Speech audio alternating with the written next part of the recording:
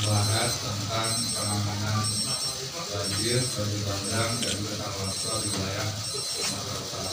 Tadi ada 10 kabupaten kota yang terdampak dan kita harapkan bahwa langkah penanganan jangka pendek ini meliputi penanganan fungsi, memberikan layanan untuk kesehatan termasuk kebutuhan dasar lainnya, makanan, air bersih, sanitasi, dan juga obat-obatan terutama untuk ibu hamil, kemudian juga anak-anak, balita, ibu yang menyusui, dan juga kaum difabel.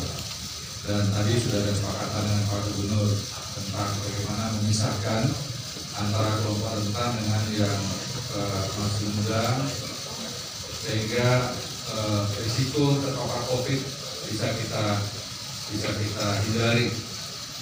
Sumatera Utara dalam beberapa minggu terakhir mengalami hal yang positif dalam penanganan COVID, dan mudah-mudahan ini masih tetap bisa dipertahankan di bawah pimpinan Bapak Gubernur bersama dengan TNI dan Polri, Pangdam dan Kapolda serta tenaga kesehatan untuk bisa optimal sehingga kasus tidak lagi bertambah. Kemudian tadi juga kami singgung bahwa Sumatera Utara ini mendapatkan angka kematian dokter yang relatif cukup tinggi. Oleh karenanya perlu kerja keras dan kerjasama dengan semua komponen masyarakat agar pasien-pasien COVID ini tidak semakin bertambah. Karena data yang kami peroleh, bertambahnya pasien di rumah sakit ini menambah angka kematian dokter. Sekali lagi, harapan kami kerjasama agar masyarakat ini bisa patuh pada protokol kesehatan. Bapak Presiden selalu berpesan bahwa vaksin sudah ada, namun protokol kesehatan tidak boleh diabaikan. 3M, memakai masker, menjaga jarak, menghindari kerumunan, dan mencuci tangan. Serta 3T, testing, tracing, dan treatment. Yang berhubungan dengan treatment, pemerintah akan berusaha bekerja keras untuk tetap memberikan pelayanan terbaik kepada masyarakat yang terdampak COVID. Kemudian kaitannya dengan penanganan jangka pendek terhadap sejumlah sungai yang mengalami banjir. Ya, jadi Bapak Menteri PUPR beberapa waktu yang lalu sudah berkunjung dan sudah membuat program untuk melakukan normalisasi. Tetapi kita juga butuh upaya-upaya lain untuk melakukan pengangkatan sedimen yang ada di sejumlah sungai, terutama di sekitar pemukiman yang sangat padat penduduk, termasuk juga pelebaran sungai. Jadi normalisasi sungai ini tentu tidak bisa berdiri. Kita juga lihat tadi penjelasan dari Pak Gubernur dan juga Pak yang mewakili Bupati dan juga Wali Kota, terjadi alih fungsi di bagian hulu. Ya, jadi revitalisasi dan reforestasi ini harus sejalan. Ya, tadi Pak Wali Kota mengatakan sungai dan juga bebas. Kemudian kami juga akan memberikan bantuan berupa tanaman vetiver yang sudah ditugaskan pada kami oleh Bapak Presiden Jokowi pada peristiwa banjir bandang dan tanah longsor yang terjadi di wilayah Banten dan juga Jawa Barat, khususnya Bogor pada akhir Januari yang lalu, sehingga menimbulkan korban yang cukup banyak, masyarakat yang tertimbun dan terbawa oleh arus sungai. Dengan jenis tanaman vetiver ini kita harapkan bisa memperkuat konstruksi buatan manusia. Karena vetiver ini atau istilah lain adalah akar wangi, ini akarnya bisa mencapai kedalaman lebih dari 5 meter. Dan dari hasil riset yang telah dilakukan oleh sejumlah pakar, termasuk dari Kementerian PUPR, bahwa akar wangi ini kekuatannya 1/6 dari serat baja. Dan akar wangi ini sudah diakui oleh World Bank sebagai salah satu upaya yang lebih murah dalam mencegah terjadinya longsor di sejumlah negara. Kemudian untuk jangka panjang kami sedang mengusulkan suatu program yaitu penanganan terintegrasi mulai dari hulu, tengah, dan juga hilirnya, muaranya. Bisa jadi muara-muara sungai yang ada di wilayah das yang tadi disampaikan oleh Pak Gubernur ini juga terjadi penangkalan di bagian muara, yaitu akibat sedimentasi dan juga mungkin karena pasang laut yang tinggi pada saat yang bersamaan.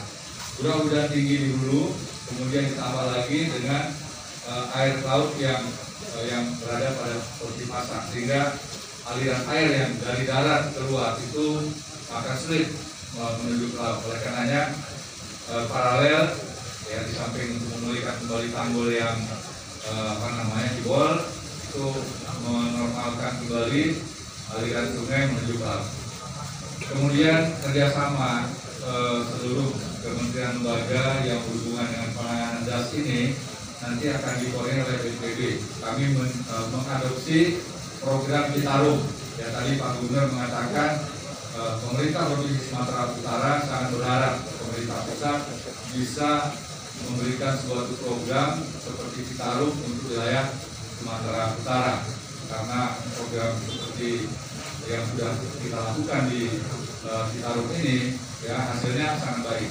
Belum sampai 3 tahun sudah mulai pulih kembali, ikan-ikan di Sungai Citarum sudah kembali muncul, dan Sungai Citarum sekarang sudah bisa digunakan oleh anak-anak untuk rekreasi, belajar berenang, dan banjir juga sudah mungkin sudah semakin berkurang, terutama di Balai Endah, Balai Dayakolot, dan juga Ujungsoan. Yang biasanya tiap tahun itu banjir biasanya lebih dari 2-3 minggu, bahkan pernah lebih dari 1 bulan baru turun. Sekarang banjir tetap ada kalau curah hujan tinggi, namun airnya tidak terlalu lama bisa turun. Nah, ini yang kita harapkan program ini bisa nantinya ikut dilakukan juga di Sumatera. Selanjutnya kami silakan Bapak Gubernur. Terima kasih rekan-rekan pers sekalian. Begitu besarnya pusat perhatian kepada kita di akhir-akhir ini, karena tanpa ada bantuan yang sinergi antara pemangku wewenang. Seperti kita tahu, di dalam sungai itu banyak wewenang. Paling tidak Menteri Siti Nurbaya, Hutan LHK, ada PUPR, Pak Basuki, itu sungainya. Ada mengatasi saat ini di atas das, itu perumahan masyarakat, berarti Kementerian ATR PTR. Ini kita harus sama-sama. Nah, kita tidak bisa juga mengatur beliau-beliau itu, sehingga beliau itu juga memprogramkan yang tidak tepat dan tidak tepat waktunya, bukan tidak memprogramkan.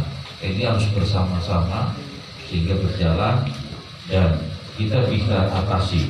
Saudara-saudara saya, Anda tahu semua, di Sumatera Utara begitu banyak melintang sungai, di kota, di gunung, di hutan. Saya sebutkan kota Medan saja, itu ada 5 sungai yang melintang di kota Medan.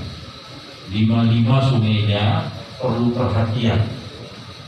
Untuk itu pusat sudah memikirkan ini. Nah, kita yang di daerah sekarang, kita harus tahu ini, kita harus siap dari pemerintah daerahnya, gubernur, kabupaten dan kota, mengizinkan rakyatnya itu harus profesional.